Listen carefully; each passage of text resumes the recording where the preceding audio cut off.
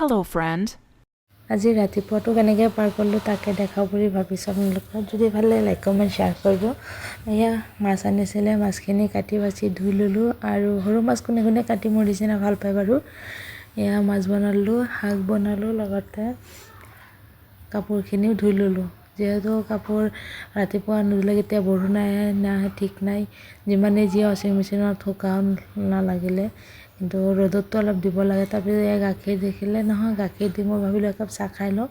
আৰু এয়া হৈছে অংগনবাড়ীৰ পৰা দিয়া হৰলিক্স, সেইটো দিয়ে গাখীৰ চাহ বনাই খাইছোঁ, বহুত টেষ্টি হৈছিলে। তাৰপিছত আনাৰ কাৰণে অলপ খিচিৰি বনাইছোঁ। আৰু চাওকচোন তাই ইমান বদমাচি কৰে আজিকালি, মানে কি ক'ম আৰু, বহুত উৎপাত।